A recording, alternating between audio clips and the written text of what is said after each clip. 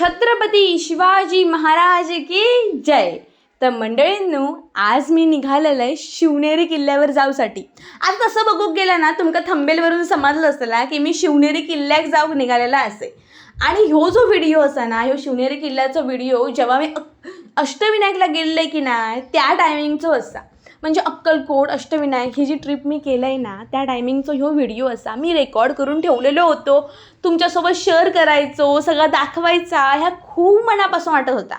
पण झाला असा, एडिट करू टाईम नसायचो आणि काय ना काहीतरी आडव्या यायचा। त्यामुळे रवान तो गेलोच। शेवटी आज ठरवलंय तुमका काय करून ह्यो व्ह्यू दाखवायचो, ह्यो व्हिडिओ दाखवायचो। आपला जो इतिहास आहे ना, तो तुमच्या प्रत्येक कानाकोपऱ्यापर्यंत पोहोचाक होयो असं मी ठरवले। म्हटलं त्या निमित्तानं तुमका पण काहीतरी शिकाक मिळात, बघूक मिळात, म्हणून म्हटलं दाखवे चला।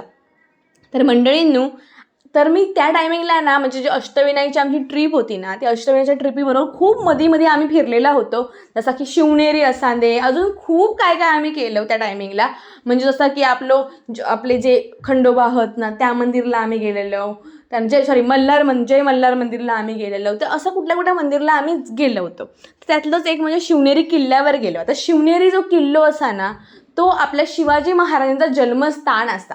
आणि तुमका माहिती असा ना सगळ्यांका, हय आपल्या शिवाजी महाराजांचा जन्म झालेलो असा। तो कधी झालो, कसो झालो या सगळ्यांका माहिती असा। कारण चौथीत आपल्या एक प्रकरण होता की नाही, पूर्ण पुस्तकच आमच्या शिवाजी महाराजांचा होता। त्याच्यामुळे आपल्या महाराष्ट्राचे आराध्य दैवत शिवाजी महाराजांच्या जन्म ठिकाणी मला जाऊक मिळाला, ह्याच माझा नशीब असा। मला कधी वाटलाच नव्हता की मी त्या ठिकाणी जाईन कधीतरी, पण मला जाऊक भेटला। माझा नशीबच म्हणायचं लागात चांगला। आणि त्या वरती गेल्यावरती ना, एवढा सुंदर दृश्य दिसताना, एकदम मस्त। थंय गेलो तर ही बारकी पोरा पण ना सहलीसाठी गेलेली। माका माझ्या लहानपणीची आठवण इली की आम्ही पण ना अशीच सहलीक जायचो आणि असेच गड किल्ले मंदिरा बघून यायचो, मस्त समुद्रावर हिंडायचो।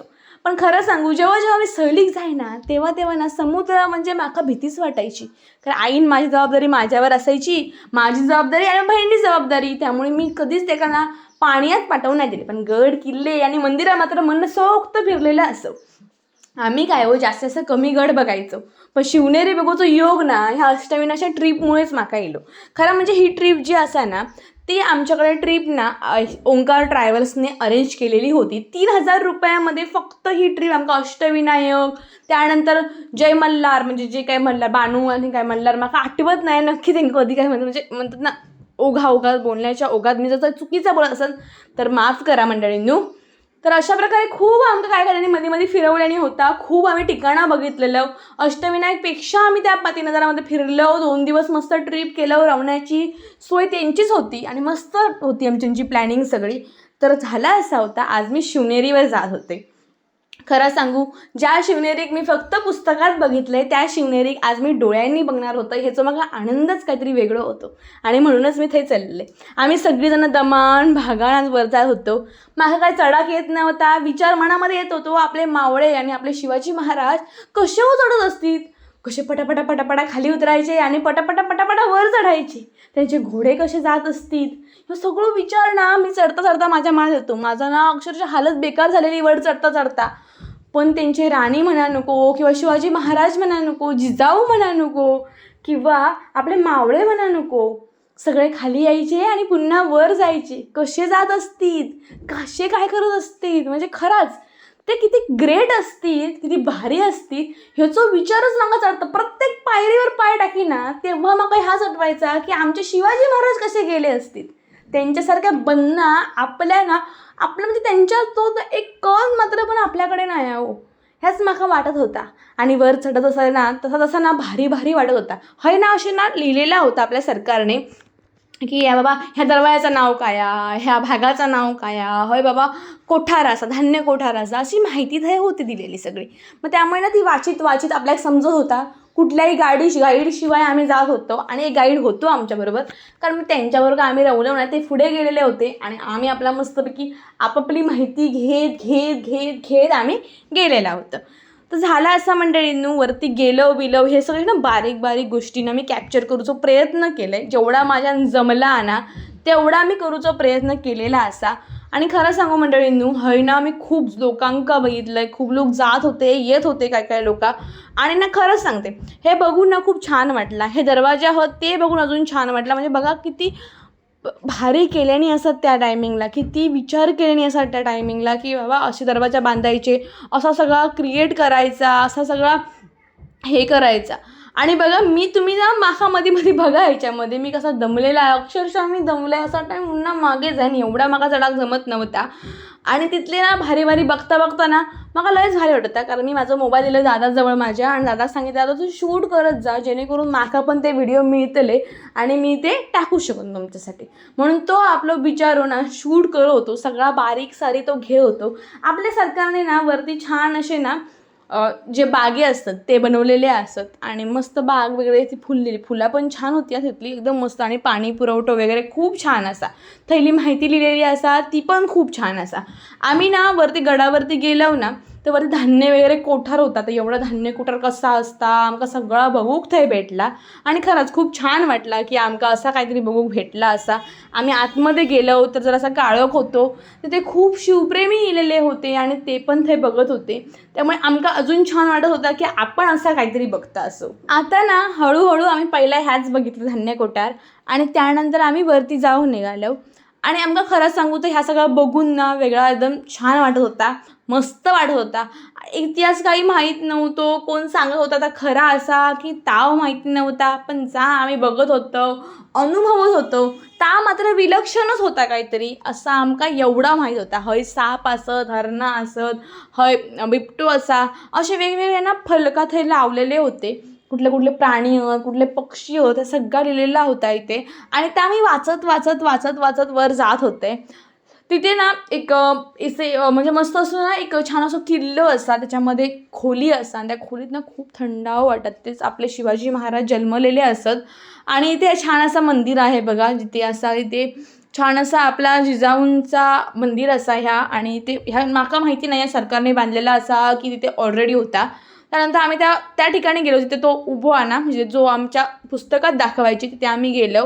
मी आतमधून कधी बघितलेला नव्हता म्हणून मी आतमध्ये चढले. ते पाळणा पण असाच आपल्या शिवाजी महाराजांचा, तर खोटा असा खरा असा मला काहीच माहिती नाही, कदाचित त्या खोटा असताना, कारण मला नाही वाटत की त्या एवढ्या वर्षाचा अजून राहुला असतात, पण ते शिवाजी महाराजांच्या तिथे झोपतही असते, तिथेच पाळणा असतात त्यांचा, एवढा मला थोडाफार समजला. आणि शिवाजी महाराजांचा तिथे छान फोटो होतो, इथे छान वाटला. तिथं वरती गेला म्हणा तर वरती तो थंडाव वाटत होतो. असं म्हणतात की इथे जिजाऊ माता आणि शिवाजी महाराज आमचे बसायचे, आणि इथेच आमचे शिवाजी महाराज जन्मलेले असत. तर बघू खूपच छान वाटला. आणि असं वाटलं की किती थंड, म्हणजे तेव्हा त्या टायमिंगला एवढा गरम होत होता ना, त्या गरमीत पण ह्या ठिकाणी थंड वाटत होता. असं वाटत होतं ना इथे निघूच नाही, इथे माका गाढ झोप लागू शकताय, एवढा छान थंड होता.